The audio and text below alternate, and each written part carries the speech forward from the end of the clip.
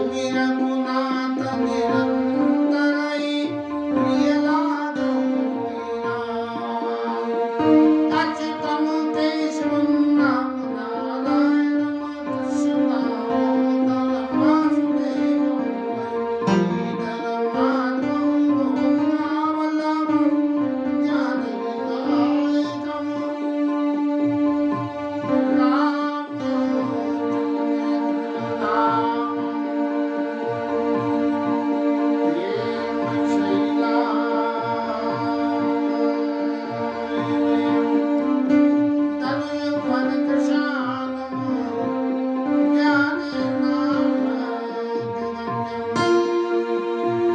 सकल गुण निधानम रामदीशं रघुपति प्रियवंदं पाद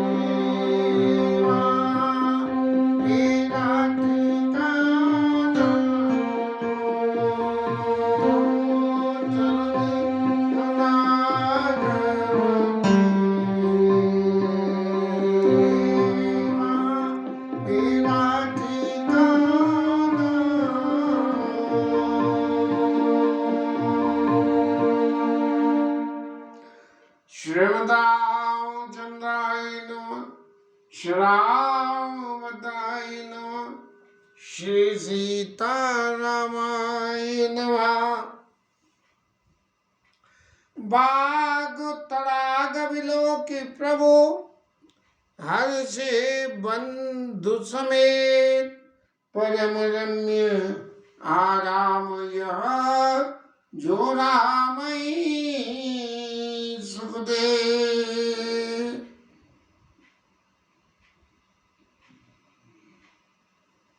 नहीं सुमिर सिय नारद बचना उपजी प्रीत पुनी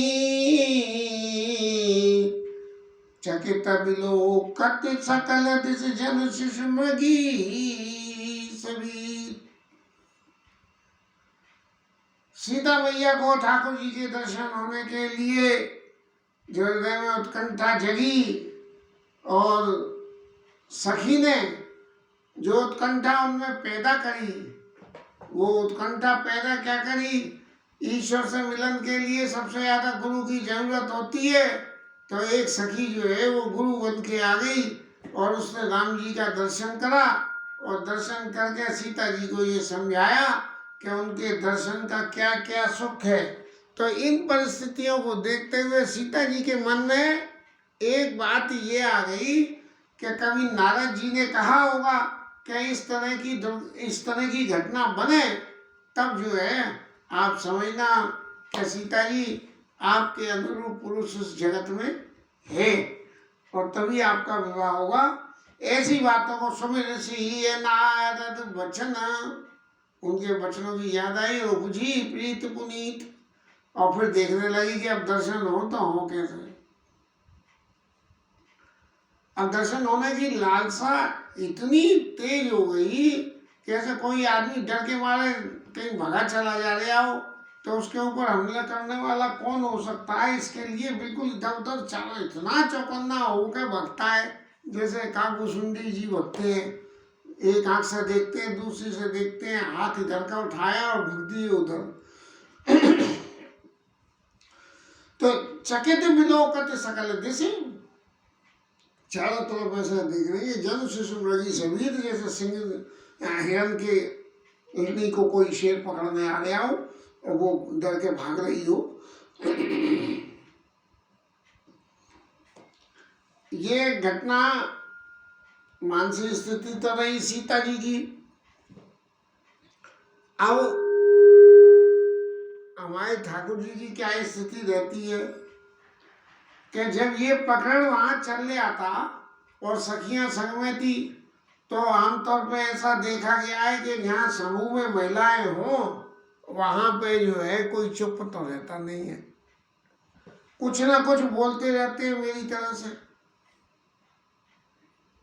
जब कुछ ना कुछ बोलते रहते हैं तो आवाज तो इधर उधर सुनाई पड़ती है। और फिर यदि वो न बोल रहे हो तो हाथ की चूड़ियां और पैर की पाजेब बोलती हैं। ये स्थिति होती है। अगर वो सब चुपचाप भी चल रहे हैं तो हाथ की चूड़ियां और पैर की पाजेब बोलती हैं। ये पैर की पाजेब के बोलने की जो धुन को कवियों ने बड़ी बड़ी मधुर धुन कह के वर्णन किया है कि हमारी राधा रानी चलती हैं तो चरणों में से ये नूपुरों की आवाज़ कैसी होती है। एक बार जीवन में ऐसा मौका आ गया, राधा कुंड की परिक्रमा लगा रहे थे, रात का टाइम था, कोई गांव के परिक्रमा थी, 2-3 महिलाएं हमसे आगे चल रही थी और उनके पैरों के जो नूपुरों की और पायजेबों की जो आवाज़ हो रही थी वो इतनी मधुर थी कि मुझे तो ऐसा लगा कि प्रत्यक्ष में क्या आई राधा रानी राधा कुंड की परिक्रमा लगा रही हूँ ऐसा। तो ऐसी ही ध्वनि जब वहाँ पैदा हुई पुष्प वाटिका में तो कंकन किंकिनी नूपुर दूना सुनी, नूपुर दूना सुनी, कहता लखना समा राम हृदय गुनी। वो जो कंकड़ियों की और नूपुरों की आवाज़ सुन के और ठाकुर जी हमारे में मन में विचार किया, नूपुर धुन सुने और कहत लखन सम राम हृदय गुनी। अपने हृदय में सोच के कह रहे हैं। क्या उन आवाज़ों को सुन के गोविंद के मन में कोई काम वासना पैदा हुई क्या? नहीं। ठाकुर तो जो है उनसे कोई ऐसी वासना उनके अंदर पैदा ही नहीं हो सकती है। तो कहत लखन सम राम हृदय गुनी, भगवान ने अपने हृदय में विचारा कि ये जो आवाज आ रही है ये आवाज कौन की हो सकती है और कैसी हो सकती है, और उस आवाज की मधुरता का वर्णन इतना जबरदस्त है कि जिसने अनुभव किया हो वो ही जान सकता है। मैंने अनुभव किया तो मानव मदन दुंदुबी दीनी, मानो ऐसा मदन ने दुंदुबी दी नहीं है, मेरे ऊपर कोई असर नहीं हो रहा। मानव मदन दुंदुबी दीनी और मन सावी विश्व विजय का कीनी। कामदेव ने ऐसी दुंदुभी बजाई है कि सारे संसार को जीत लेगा। शंकर जी के ऊपर भी एक बार ऐसा असर करा था, तो वहां तो बाबा ने लिखी कि भाई काम बस जोगी तापस पावन की को कहे इतनी बुरी स्थिति हो गई। और ये जो इस वक्त जो सीता जी के चरणों की और किंकिनियों की धुन सुन के राम जी कह रहे हैं कि मानो मदन दुंदुभी दीनी मनसा विश्व विजय का कीनी। ऐसी जो है संसार को जीतने के लिए कामदेव ने विजय की करियो मनसा। और उस आवाज में इतनी मधुरता है कि चित्त बरबस उसकी तरफ खिंचा चला जा रहा है। तब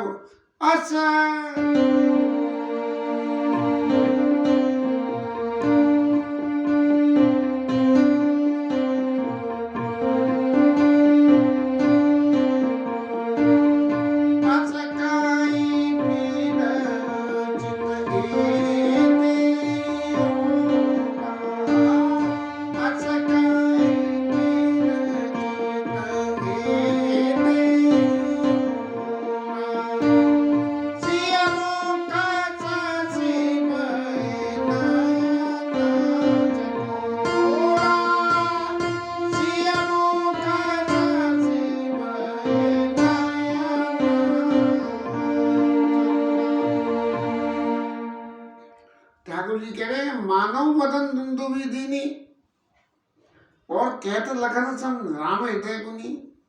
इसका मतलब ये जो ध्वनि आ रही थी, ये ध्वनि एक ऐसी दिशा से आ रही थी जिस दिशा में सहज भाव में आंख दर्शन नहीं कर पाती है, पीठ के पीछे से ज्यादा गर्दन घुमा के या ऐसे घुमा के। लेकिन ये ध्वनि लगातार जब चल के आई, लगातार टिन टिन टिन टिन,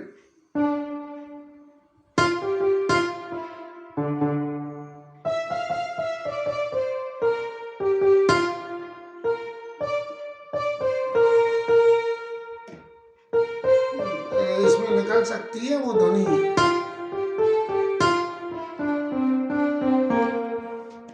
जब ये लगातार ध्वनि आई और इतनी मीठी ध्वनि थी कि इसे सुन के तो ठाकुर जी के हृदय में हुआ कि भाई ये आवाज आ किधर से रही है। और जब इधर से आ रही है अस कहे फिर चिते ते ही हो रहा। और जैसे ही घूम के यो देखा उस तरफ, तो सिए मुख ससी भय नयन चकोरा। बिल्कुल सामने सीता जी का दर्शन हो गया। ऐसा दर्शन हो गया कि जैसे भीड़ के धक्के में कोई बांके बिहारी मंदिर में आगे पहुंच जाए और तभी जो है ठाकुर जी के दर्शन खुल जाए। तो ऐसा जो है सीता जी का दर्शन सिया मुख ससे नयन चकोरा, चकोर की तरह से भगवान के नेत्र बिल्कुल स्थिर हो गए। इतनी उनकी सुंदरता को देख के लीला स्वरूप में हमारे गोविंद प्रभावित हो गए। और भय बिलोचन चारु चंचल मनऊ सकुच निमित्त जे दिगन चला। और सीता जी ने जो दर्शन करा, तो दर्शन करके उनकी भी आंखें स्थिर हो गई और ठाकुर की भी हो गई आंखें स्थिर। जब ये लीला हुई तो गोस्वामी जी हमारे कह रहे हैं कि सीता जी के पूर्वज राजा निमि थे और निमि का वास आँख की पलकों में होता है। तो ऐसा लगा जैसे निमि महाराज ने ये देखा कि घर परिवार की कन्या इस तरह से परिस्थितियों से गुजर रही है, तो तुमको वहां से हट जाना चाहिए।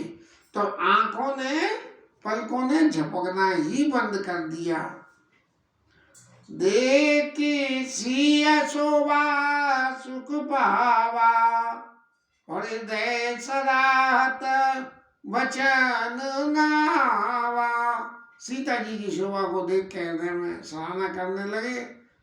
क्या सराहना कर रही होगी इसका अनुमान तो ठाकुर जी जाने, लेकिन सीता जी के बारे में देख सीय शोभा सुख पावा। उस शोभा को ये समझ के कि ये विधाता की रची हुई कितनी सुंदर रचना है, उसकी शोभा को देख के और हृदय सराहने लगे कि विधाता ने कितनी बढ़िया रचना करी है। इस स्वरूप में हृदय सराहत वचन न आवा, अपने हृदय में कहने लगे, सोचने लगे, और मुंह से कुछ भी ठाकुर हमारे बोले नहीं। और फिर सोचते सोचते क्या सोचने लगे, जानो बिरंची सब निज निपुनाई। बिल्कुल ऐसा सोचने लगे कि जैसे ब्रह्मा ने अपनी सारी सृष्टि की रचना करने की कलाकारी को पूरे संसार को दिखाने के लिए एक ही स्वरूप में बना दी, हमारी मैया सीता के स्वरूप में।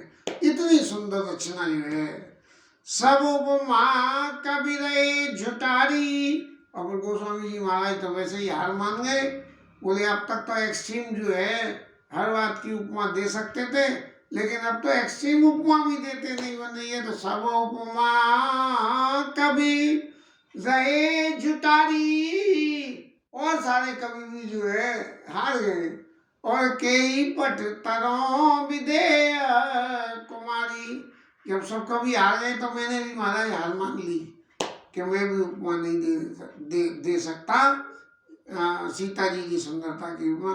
सिय शोभा ये बरनी प्रभु, सीता जी की शोभा का तो हृदय में वर्णन किया और अपनी स्थिति विचार करी। अपनी स्थिति विचार में क्या थी कि भैया लेने तो आए हैं फूल हैं, और यहाँ प्रकृति के रचित इन फूलों के दर्शन में इतने निमग्न होना। आप उन दशा विचार बोले सुच मन अनुज सन बचन समय अनुहार। लक्ष्मण जी से जो है ये वचन बोले, और उस शोभा का वर्णन, हालांकि उस शोभा के वर्णन में किंचित भी कहीं ऐसा नहीं ठाकुर ने मन में सोचा कि ये इनके संग कोई विवाह होना है या कोई, क्योंकि ये लीला नहीं, क्योंकि ये लीला स्वरूप है। इसलिए लक्ष्मण जी से बोले सुमन अनुसन वचन समय अनुहार। समय के हिसाब से लक्ष्मण जी से क्या बोले, तान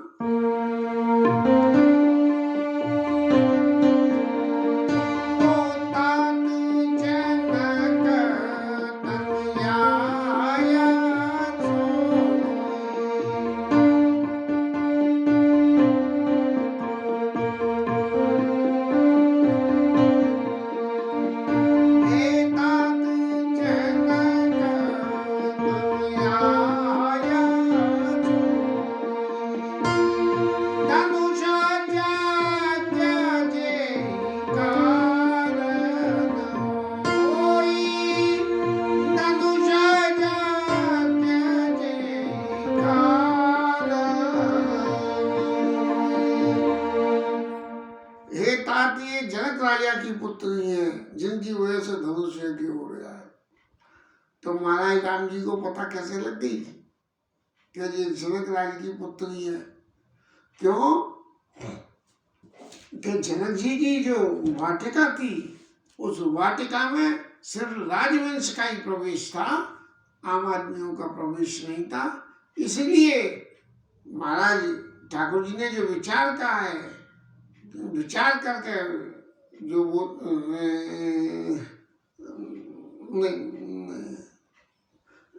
कहते लखन सन राम हृदय गुनी, हृदय में कि भाई इसमें कोई दूसरे किसी का तो प्रवेश हो ही नहीं सकता है। इसलिए जो है ये तात जनक तनया यह सोई, धनुष यज्ञ यही कारण होई। और फिर उनके हाथ में पूजा के बर्तन थे। पूजन गौरी सखी ले आई, गौरी जी की पूजा कराने के लिए उनकी सखियां या उनकी सहचरी या उनकी सेविका लेके आई है। और करत प्रकाश फिरत फुलवाई, इस पूरी फुलवारी में उनके रूप का प्रकाश फैल रहा है। और व्यास बिलो के अलौकिक शोभा, सेज पुनीत मोर मन क्षोभा। मेरे मन में भी क्षोभ उत्पन्न हो गया। क्या क्षोभ उत्पन्न हुआ कि उस स्वरूप के बार बार और फिर बार बार और फिर बार बार उस स्वरूप के उस शोभा के दर्शन करें। तो सो सब कारण ज्ञान विधाता पर कहीं सुभग अंग सुखदाता। अब ये मेरा मन बार बार उनके दर्शन करने को कर रहा है, इसका कारण तो विधाता ज्ञान है, लेकिन मेरे जो है बाएं अंग फड़क रहे हैं, इसलिए नहीं सॉरी दाएं अंग मेरे फड़क रहे हैं। इसका मतलब ये कोई शुभ अवसर का प्रतीक है। और मोहि अतिशय प्रतीत मन केरी और जय सपने ऊपर नारी नएरी। और ये भैया लक्ष्मण जी, मुझे अपने मन की पक्की भरोसा है कि मैंने जिसे देखा है टकटकी बांध के, वो और कोई नहीं है, वो मेरा अपना ही है। इसलिए रे सपने ऊपर नारी नएरी, दूसरे की स्त्री नहीं देखी। कहीं महाराज आपने भी दर्शन करे हो तो मैं टकटकी बांध के दर्शन ऐसे कर रहा हूँ, तो पता नहीं कि मैं तकी का रोग नहीं हो गया। इसलिए लक्ष्मण जी से कह रहे हैं जय सपने ऊपर नार न हेरी, क्योंकि ये भले ही आय लीला स्वरूप में मेरी नहीं है, लेकिन ये तो अनादिकाल से ही मेरी है। और जिन ते लाई नदपुर न पीठी। अब पुरुषों की पुरुषार्थता के बारे में तो कह रहे हैं कि जिन जो कभी भी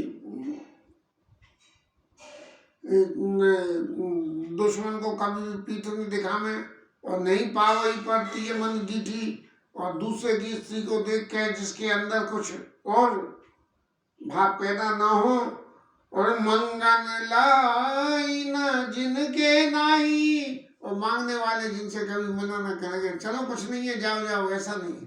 ते नरवर थोड़े जग मांगई, तो ऐसे लोग बहुत थोड़े होते हैं। और मुझे ये पक्का अपने मन में विश्वास है कि मैंने जिसको देखा है वो मेरा अपना ही है। करत बत कही अनुजसना,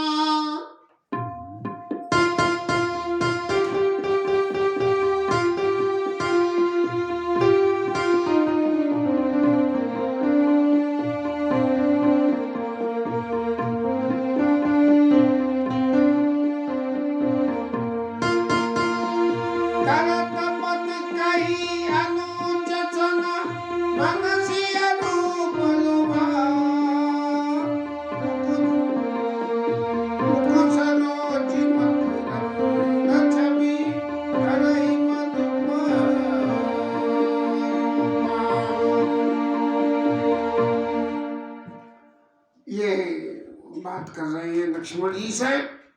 सीता जी बिल्कुल उनके सामने उपस्थित हैं और इन बातों को कहने की बात कह रहे हैं कि करत बत कही अनुजसन मन सिय रूप लुहान।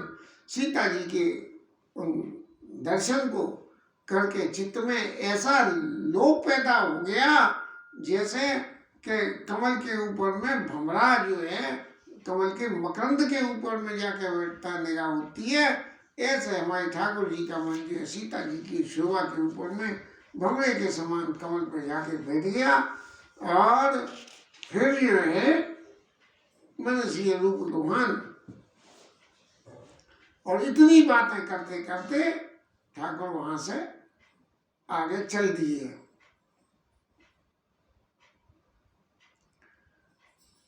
दर्शन तो कर रहे हैं और दर्शन करते करते चल भी दिए। ये दो बातें में थोड़ी सी विपरीतता नजर आती है। आमने सामने न्यों खड़े हो गए और दर्शन करके न्यों चल दिए। और मनसीय रूप लोभान, ये लोभान लोभ की तरह लोभी भंवरे की तरह से दर्शन करते हुए और फिर आगे बढ़ दिए। तो ये पहले दर्शन करे नेत्रों से और जब वहां से आगे बढ़ दिए तो मनसीय रूप, तब मन से उनके रूप के दर्शन करते हैं। मनसीय रूप भगवान और मुख सरोज मकरंद छवि करई मधु पान, भमरे की तरह जो है उनका मन जो है उसको पान करता रहा। अब सीता मैया तो बिल्कुल देख के ऐसी स्थिर हो गई कि उन्हें तो ये होश ही नहीं गया कि मैं कहाँ हूँ। लेकिन जब वो सटक गए वहाँ से आगे चले गए तब चितवत चकित चहुदी से सीता जी चारों तरफ देख रही हैं और कहाँ गए नभ किशोर मन चिंता, ये राजा के पुत्र कहाँ चले गए, ऐसे उनकी मन में चिंता होने लगी। अब जहाँ विलोक मृग सावक नैनी, तय बरस कमल से तो सेनी। शायद मैं इसका अर्थ नहीं कर पा रहा हूँ कि इधर उधर देखने लगी और देख के ऐसा लगेगा कहीं कोई मृग सावक के बच्चे हैं तो कहीं छुटपुट हुई तो बोले यहाँ तो नहीं है, ऐसा सा कोई स्वरूप होगा। तब लता ओट तब सकिन लखाए, ठाकुर जी के दर्शन जो है वो किसी पेड़ की लता के पीछे हो गए तो सखियों ने कही देखो बोले श्यामल गौर किशोर सुहाए, देखी रूप लोचन ललचाने, हर से जनु नव निज निधि पहचाने। और जब उनकी श्यामल और गौर मूर्ति को देखा तो नेत्र फिर भी आके वहां हो गए, ऐसे समझने लगे स्त्रियों के कि जैसे ये उनकी अपनी है। और थके नयन रघुपति छवि देखे, पलकन हो पड़ी हरी निवेश, पलकने ने झपकना बंद कर दिया। लोचन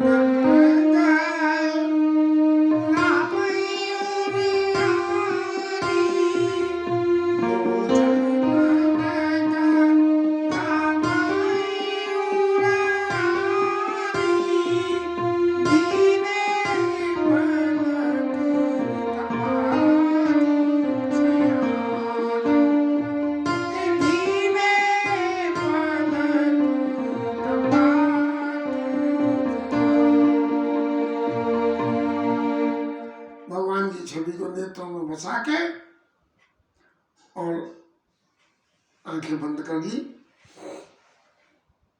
और हृदय में उस छवि को उतार के दर्शन करा। सुतीक्षण महाराज ने भी ऐसे ही दर्शन करा था कि भगवान को कि राम आ रहे हैं और आ रहे हैं ये सुन के और रास्ते में ही बैठ गए और भगवान का ध्यान करने लगे और हृदय में भगवान आ गए बस। और नेत्रों से दर्शन करके इतने मग्न हो गए कि प्रत्यक्ष रूप से भगवान सामने आ गए। तो भगवान उनको जगा रहे हैं, सुतीक्षण महाराज उठो, तो अभी उनके नहीं उठ रहे हैं, वो भगवान के उस रूप में देख के इतने मस्त हो गए। तब भगवान ने भूप रूप तब राम दुरावा, हृदय चतुर्भुज रूप देखा। जो मनुष्य शरीर में भगवान का भूप रूप है उसके दर्शन करके सुतीक्षण महाराज मस्त हो रहे थे। ऐसे ही हमारी सीता मैया भी भगवान के उस भूप रूप को देख के मस्त हो रही है। और सुतीक्षण महाराज को जब भगवान ने अपना भूप रूप छुपा के और चतुर्भुज रूप में जो दर्शन कराए हैं तब उठे कि अरे बाप रे वो कितना सुंदर स्वरूप था, वो कहाँ गया। तब ये अधिक स्नेह देव भोरी और शरद शशि जीव चितव चकोरी, शरद के चंद्रमा को चकोरी देखती है। ऐसे सीता जी जो है इतनी देर में रोमांच हो गया कि जिसका वर्णन नहीं। और लोचन मगरा मयूर आनी और दीने पलक कपाट सयानी, अपनी आंखों के नेत्र बंद करके हृदय में उतार लिया। जब सिया सखीन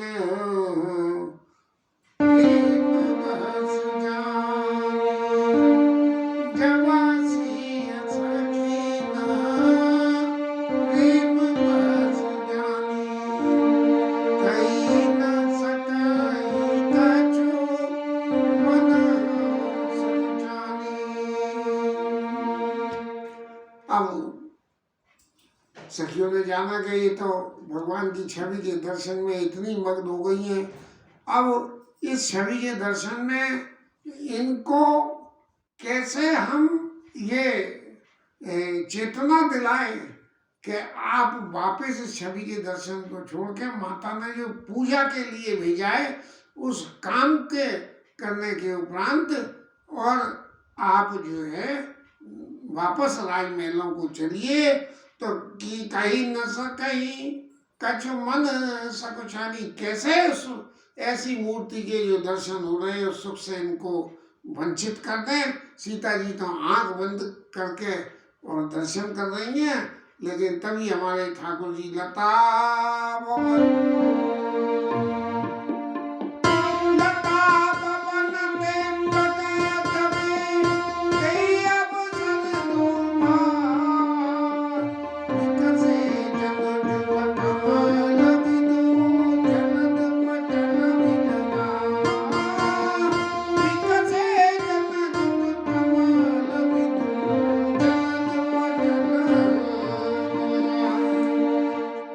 तभी जो है लताओं के बीच में से ठाकुर निकल के बाहर आ गए हैं और बिल्कुल ऐसा लग रहा है कि जैसे दो दो चंद्रमा निकल आए।